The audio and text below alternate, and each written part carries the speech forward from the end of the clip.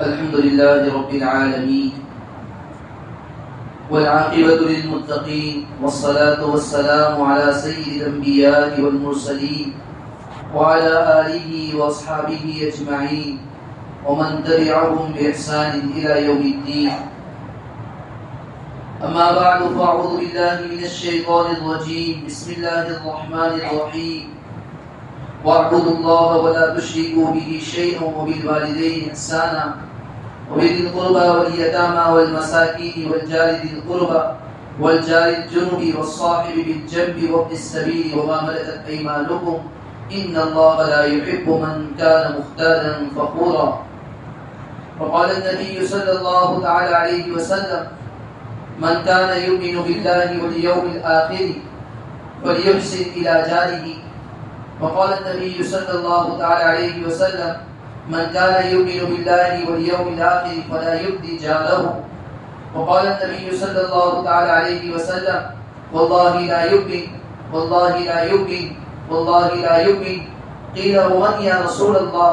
قال رسول الله صلى الله عليه وسلم: الذي لا يأمن جاره بوائقه او كما قال عليه الصلاة والسلام. میرے محترم بھائیو، بزرگ اور دوستو، اللہ جل جلالہ و عما نوالہ نے جو ہمیں دین عطا فرمایا ہے، اس دین کے بہت سارے شعبے ہیں. عبادات کی اس کا ایک شعبہ ہے، نماز کا اہتمام کرنا، ذکر کرنا اور شعبے. جس طرح عبادت ایک شعبہ ہے، معاملات، معاشرت، عقائد، ان سب کی درستگی یہ بھی دین کے اہم شعبے. لیکن عام طور پر ہمارا مزاج یہ بن چکا ہے، ہم نے عبادات کو تو دین کا ایک شعبہ سمجھ لیا ہے. عبادت کا تو اہتمام کرتے ہیں، نماز کا اہتمام کرتے ہیں، ذکر وغیرہ کا اہتمام کرتے ہیں. حالانکہ جس طرح عبادت کا اہتمام لازمی ہے، اس طرح معاشرت صحیح طور پر قرآن و حدیث میں جو آپس میں زندگی گزارنے کا طریقہ بیان کیا گیا ہے، اسی طرح زندگی گزارنا، یعنی دوسروں کے حقوق کو ادا کرتے ہوئے زندگی گزارنا، یہ بھی دین کا ایک اہم شعبہ ہے. آج ہم اپنے معاشرے کا جائزہ لیں، ایسا محسوس ہوتا ہے بہت سارے لوگوں کا حال یہ ہوتا ہے، ماشاءاللہ عبادت کا تو بڑا اہتمام ہوتا ہے، صف اولیٰ کا اہتمام ہوتا ہے، دعوت و تبلیغ کی محنت میں لگا ہوا ہوتا ہے، پڑھنے پڑھانے میں لگا ہوا ہے، ذکر وغیرہ کی خوب پابندی کرتا ہے. لیکن اس کی معاشرت کو دیکھا جائے، اس کے اپنے اہل و عیال کے ساتھ، صرف اپنے پڑوسیوں کے ساتھ، اپنے دوستوں کے ساتھ رہن سہن اور اس کی زندگی کو دیکھا جائے تو ایسا معلوم ہوتا ہے کہ زمین آسمان کا فرق ہے. یعنی ہم نے دین کو صرف مسجد کی چہار دیواری تک محدود کر رکھا ہے.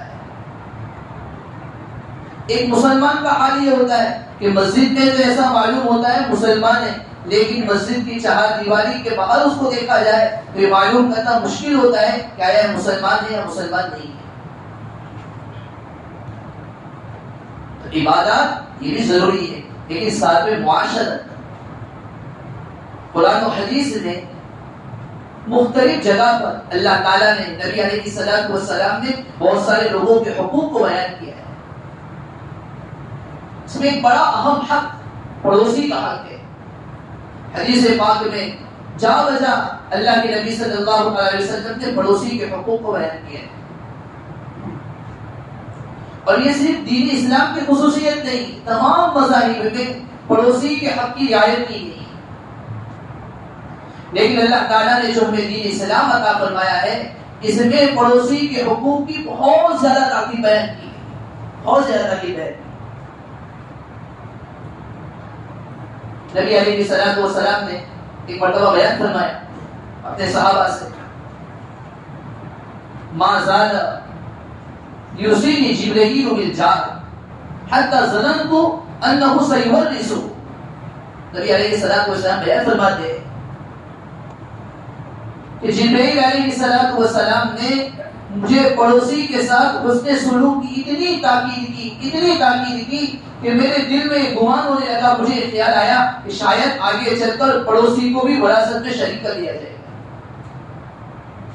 گا۔ جیسے بیٹے کو وارث بنایا جاتا ہے، باپ کا انتقال ہو گیا، بیٹا وارث بنتا ہے، بیٹی وارث بنتی ہے، اور رشتے دار وارث بنتے، باپ کا انتقال ہو گیا، بھائی کا انتقال ہو گیا، تو جس طرح اور رشتے دار کو شریک کیا گیا ہے، تو پڑوسی کے سلسلے میں جبرائیل علیہ السلام نے حسن سلوک کی اتنی تاکید کی، اچھا سلوک کی اتنی تاکید کی کہ مجھے خیال ہونے لگا کہ شاید پڑوسی کو بھی وارث بنا دیا جائے۔ پڑوسی کے بارے میں اتنی تاکید کی ہوگی جگہ جگہ پر۔ قرآن کریم کی جو آیت پڑھی اس میں کہ اللہ تعالیٰ نے جہاں والدین کے حقوق کو بیان کیا ہے، یہاں یہ بھی بیان کیا گیا کہ پڑوسیوں کے ساتھ بھی حسن سلوک کیا جائے۔ ایک حدیث جو میں نے آپ کے سامنے پڑھی، اللہ کے نبی صلی اللہ علیہ وسلم بیان فرما رہے، من کان یؤمن باللہ والیوم الآخر فلیحسن الی جارہ، جو آدمی اللہ پر ایمان رکھتا ہو، آخرت پر ایمان رکھتا ہو، فلیحسن الی جارہ، اسے چاہیے کہ اپنے پڑوسی کے ساتھ حسن سلوک کرے، اچھا برتاؤ کرے۔ دیکھو نبی علیہ السلام ایسا بیان کر سکتے تھے کہ بھائی پڑوسی کے ساتھ حسن سلوک کرو، ایسا بیان نہیں کیا، ایمان کا واسطہ دیا کہ اگر تم صحیح معنوں میں پکے مومن ہو، سچے مومن ہو، جو اللہ پر آخرت کے دین پر ایمان رکھنے والا ہو، ایسا ہو ہی نہیں سکتا ہے کہ اللہ اور آخرت پر ایمان رکھے اور پڑوسی کے ساتھ حسن سلوک نہ کرے۔ جسے اپنے والدین کے ساتھ اچھا سلوک کرتا ہے، اپنے بیٹوں کے ساتھ اچھا سلوک کرتا ہے، اپنے رشتہ داروں کے ساتھ اچھا سلوک کرتا ہے، ایک مسلمان کی شان اللہ اور آخرت پر ایمان رکھنے والے کی شان تو یہ فلیحسن الی جارہ، اپنے پڑوسی کے ساتھ بھی اچھا برتاؤ کرے۔ ایک اور حدیث میں اللہ کے نبی صلی اللہ علیہ وسلم نے بیان فرمایا، من کان یؤمن باللہ والیوم الآخر فلا یؤذی جارہ، جو اللہ پر اور آخرت کے دین پر ایمان رکھتا ہو، اسے چاہیے کہ اپنے پڑوسی کو تکلیف نہ پہنچائے۔ تو مستقل حقوق بیان کیے جائیں۔ ایک اور حدیث میں تو اللہ کے نبی صلی اللہ علیہ وسلم نے فرمایا، واللہ لا یؤمن واللہ لا یؤمن واللہ لا یؤمن، خدا کی قسم وہ آدمی مومن ہی نہیں، خدا کی قسم وہ آدمی مومن ہی نہیں، خدا کی قسم وہ آدمی ایمان والا ہی نہیں۔ قسم کھا کر اللہ کے نبی صلی اللہ علیہ وسلم بیان فرمایا۔ صحابہ بے چین ہو گئے کہ اللہ کے نبی صلی اللہ علیہ وسلم کس کے بارے میں فرمانے، قسم کھا کر بیان فرمانے کہ وہ آدمی مومن ہی نہیں ہو سکتا ہے۔ فوراً صحابہ بے چین ہو کر پوچھنے لگے، یا رسول اللہ، اللہ کے نبی صلی اللہ علیہ وسلم نے فرمایا، الذی لا یأمن جارہ بوائقہ، وہ آدمی جس کا پڑوسی اس کی پریشانیوں سے محفوظ نہ ہو، مأمون نہ ہو۔ دیکھو دو چیزیں، ایک تو یہ ہے کہ آدمی اپنے پڑوسی کو تکلیف نہ پہنچائے، ایذا نہ پہنچائے، تکالیف میں مبتلا نہ، تو دور کی بات ہے۔ نبی علیہ السلام تو بیان فرمانے کہ وہ آدمی جس کا پڑوسی اس کی تکلیفوں سے مأمون نہ ہو، محفوظ نہ ہو، وہ آدمی مومن ہی نہیں ہو سکتا ہے۔ یعنی ہمیشہ اپنے پڑوسی کے بارے میں آدمی کے دل میں خوف ہو کہ پتہ نہیں کیا نقصان پہنچا ڈالے گا، پتہ نہیں کیا کر ڈالے گا، کوئی تکلیف میں مجھے مبتلا۔ ہر وقت کسی آدمی کے دل پر اپنے پڑوسی کے بارے میں خوف تاری رہتا ہے، ایک ڈر لگا رہتا ہے، پتہ نہیں میری بیٹی پر اس میں بیٹی کی عزت کو لوٹ لے گا، میری بیوی کی عزت کو لوٹ لے گا، پتہ نہیں ہمارے گھر پر کیا نقصان پہنچائے گا، اس کو ہم کچھ کہہ بھی نہیں سکتے، حالانکہ وہ تکلیف تو نہیں پہنچاتا ہے، کوئی مشقت میں مبتلا نہیں کرتا ہے، لیکن ہر وقت اپنے پڑوسی کے دل میں یہ ڈر لگا رہتا ہے کہ میرا پڑوسی سے میں مأمون نہیں ہوں۔ نبی علیہ السلام بیان فرمایا ایسا آدمی مومن ہی نہیں ہو سکتا ہے۔ آج ہر آدمی اپنے آپ کا جائزہ لے، میرے کتنے پڑوسی ہیں، اور دیکھو حدیث پاک میں نبی علیہ السلام نے بالکل مطلق بیان کیا ہے، یہ نہیں کہا کہ تمہارا پڑوسی مسلمان ہو، یہ نہیں کہا تمہارا پڑوسی تمہارا رشتہ دار ہو، کوئی بھی پڑوسی ہو، چاہے مسلمان ہو یا مسلمان نہ ہو، اپنا ہو یا پرایا ہو، اپنے خاندان کا ہو یا اپنے خاندان کا نہ ہو، اپنے شہر کا رہنے والا ہو یا اپنے شہر کا رہنے والا نہ ہو، ایک اپنا جائزہ ہے۔ کئی لوگوں کا تو اب یہ ایسا حال ہو چکا ہے، کتنے سال ہو گئے ہمارے پڑوس میں ہمارے کتنے پڑوسی رہ رہے ہیں مجھے معلوم ہی نہیں یہ پڑوسی کہاں کا رہنے والا ہے، کون ہے، پڑوسی کے حقوق سے اتنے غافل ہو گئے. کتنے سال سے میرے پڑوس میں رہ رہا ہے کچھ پتا نہیں. آج کل پڑوسی کے حقوق سے ہم سب بہت غافل ہیں. اس لیے میں نے کہا ایک حدیث میں تو نبی علیہ الصلوۃ والسلام نے بیان فرمایا کہ اگر تمہارا پڑوسی مسلمان نہیں تو صرف اس کا ایک حق ہے. کیا حق؟ پڑوس کا حق. یعنی اس کے ساتھ حسن سلوک کی ایک چیز، اس کے ساتھ حسن سلوک کیا جائے، اس کے لیے حق کو ادا کیا جائے چاہے وہ مسلمان نہیں. حضرت عبداللہ ابن عمر رضی اللہ عنہ کا معمول تھا جب بھی اپنے یہاں بکری ذبح کیا کرتے تھے تو ان کے پڑوس میں ایک یہودی تھا. جب تک اس یہودی کو اس بکری میں سے کچھ حصہ نہیں دے دیتے، یعنی اس کا گوشت اس کو نہیں پہنچاتے تھے، تب تک خود نہیں کھاتے تھے. ایسے حقوق اسلام کی کیسی تعلیم ہے. اگر اسلام کی ان تعلیمات کو ہم اپنائیں گے تو مسلمان تو دور کی بات ہے، کوئی کافر بھی ہم سے دور نہیں پائے گا. بہت سارے علاقے کا حال ایسا ہے جہاں پر کافی آباد ہے، مسلمان آباد نہیں. لیکن مسلمانوں نے نبی علیہ الصلوۃ والسلام کی تعلیمات پر ایسا عمل کر کے بتایا ہے کہ ان کی زبان کی بات یہ ہے کہ یہ مسلمان کسی دوسرے مسلمان کو کبھی تکلیف پہنچا ہی نہیں سکتا ہے. بہت سارے ہمارے مسلمان بھائی کے ساتھ ہندو بھائی کی تجارت کرنے والے ہوتے ہیں، ایک کمپنی میں کام کرنے والے ہوتے ہیں، لیکن مسلمان کا حال یہ ہوتا ہے وہ مسلمان ایسا اپنا معاشرہ پیش کرتا ہے، اپنی رہن سہن کی زندگی ایسی پیش کرتا ہے، اسلام کی تعلیمات کو ایسے پیش کرتا ہے کہ بہت سی مرتبہ ان کی زبان سے نکلتا ہے کہ زندگی ہو گئی، یہ مسلمان کی پڑوس میں رہ رہا ہوں، یہ مسلمان کے ساتھ ایک کمپنی میں کام کر رہا ہوں، اس مسلمان کے ساتھ میں نے عید کے اوپر شرکت کی ہے. یہ مسلمان کا حال یہ ہے، ان کی اسلام کی تعلیمات یہ ہے کہ یہ مسلمان کبھی کسی کو تکلیف نہیں پہنچاتا ہے. میں ایک کمپنی میں بھائی کام کرنے والے بھائیوں سے بھی گزارش کروں گا، ہم اسلامی تعلیمات ایک تو ہوتا ہے اپنی زبان کے ذریعے سے پہنچاتے ہیں، لیکن دوسرے نمبر پر اسلامی تعلیمات عملی طور پر ہم پہنچائیں. ہمارے اسلام کا یہ طرز ہے، ہم نے کھانا کھایا، کھانے میں اپنے بھائی کو شریک کر لیا، ہم نے کوئی چیز لائے، ہمارا کوئی پڑوسی چاہے یہودی ہے چاہے کوئی بھی ایک کافر ہے، لیکن کبھی اس کو بھی شریک کر دیا اور یہ بتایا کہ اسلامی تعلیمات کے ذریعے یہ بھی بیان کیا گیا ہے کہ اپنے پڑوسی کے حقوق کو ادا کیا جائے. تو نبی علیہ الصلوۃ والسلام بیان فرمائے وہ آدمی مقیم نہیں ہو سکتا ہے.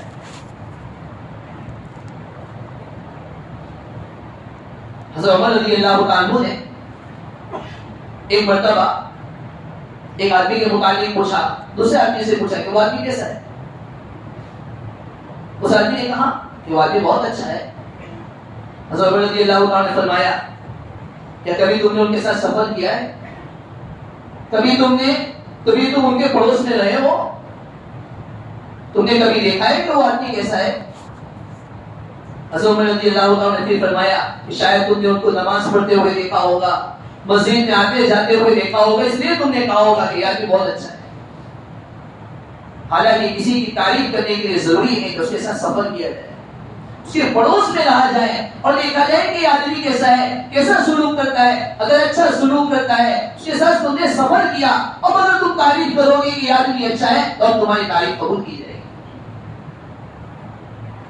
ایک واقعہ کہہ کر اپنی بات کو ختم کر دیتا ہوں. دیکھو ہمارے اکابر کیسے گزرے تھے.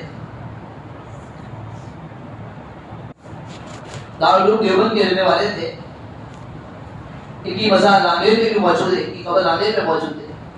ان کے متعلق ہمارے اکابر کہا کرتے تھے کہ مادر ذات ولی ہے، ماں کے پیٹ سے ولی پیدا ہوا. حضرت مفتی شفیع صاحب رحمۃ اللہ علیہ وہ اپنے بیٹوں کو لے کر ان کے یہاں جایا کرتے تھے. مفتی شفیع صاحب رحمۃ اللہ علیہ کے ایک بیٹے تھے ذکی، انہوں نے بہت سارے مضامین حضرت سید اصغر میاں حسین صاحب رحمۃ اللہ علیہ کے متعلق بھی لکھے. اس میں یہ فرماتے ہیں کہ ایک مرتبہ حضرت میاں صاحب کہتے تھے سید اصغر میاں کو، سید اصغر حسین صاحب رحمۃ اللہ علیہ فرماتے ہیں کہ ایک مرتبہ اپنے والد صاحب کے ساتھ مفتی شفیع صاحب رحمۃ اللہ علیہ کے یہاں، مفتی شفیع صاحب رحمۃ اللہ علیہ کے ساتھ میاں صاحب کے یہاں گئے. انہوں نے مفتی شفیع صاحب رحمۃ اللہ علیہ سے پوچھا کہ کیا آم کھاؤ گے، آم چوسو گے؟ پہلے زمانے میں عام طور پر آم چوس کر کھائے جاتے تھے، اب تو یہ رواج تقریباً ختم ہوتا جاتا ہے۔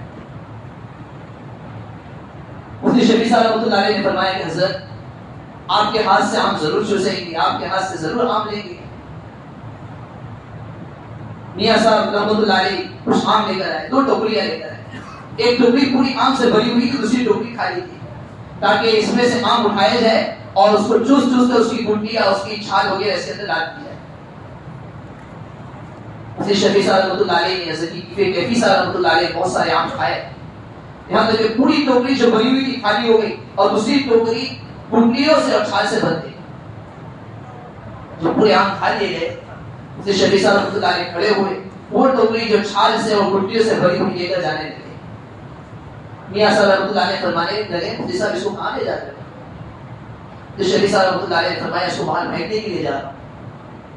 میاں صاحب نے فرمایا کیا تمہیں پھینکنے کا طریقہ معلوم ہے؟ اس کو کس طرح پھینکا جاتا ہے، کس طرح ڈالا جاتا ہے؟ شفیع صاحب رحمۃ اللہ علیہ نے فرمایا کہ پھینکنے کا بھی کوئی طریقہ ہوتا ہے، اس کے لیے بھی کوئی ہنر ہوتا ہے، اس کو بھی کوئی سیکھنے کی ضرورت ہے، اس کے لیے بھی کوئی فن کی ضرورت ہے۔ شفیع صاحب رحمۃ اللہ علیہ نے رکھ دیا۔ میاں حضرت حسین صاحب رحمۃ اللہ علیہ نے وہ ٹوکری اٹھائی اور ٹوکری اٹھا کر باہر لے گئے۔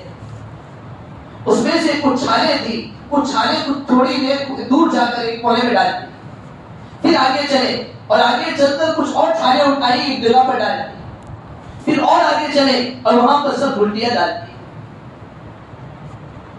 اس کے بعد میاں حسین صاحب رحمۃ اللہ علیہ فرمانے لگے کہ اس طرح میں نے مختلف جگہ پر یہ گٹلیاں اور یہ چھالیں اس لیے ڈالی کہ میں جس محلے کے اندر رہتا ہوں یہ غریبوں کا محلہ ہے، سب غریب آباد، ساری گٹلیاں اور ساری چھالیں اگر ایک ہی جگہ پر ڈال دوں گا، کسی غریب کا یہاں سے گزر ہوگا، وہ دیکھے گا کہ ایک آدمی نے اتنی ساری آم کھائی ہے اور اپنے بچوں کو کھلائی ہے، آج میرے پاس پیسے نہیں ہیں، اگر میرے پاس بھی پیسے ہوتے تو میں بہت ساری آم اپنے گھر کے اندر لاتا، خود بھی کھاتا اور اپنے ننھے بیٹوں کو بھی کھلاتا اور ان کا پیٹ بھی بڑھتا۔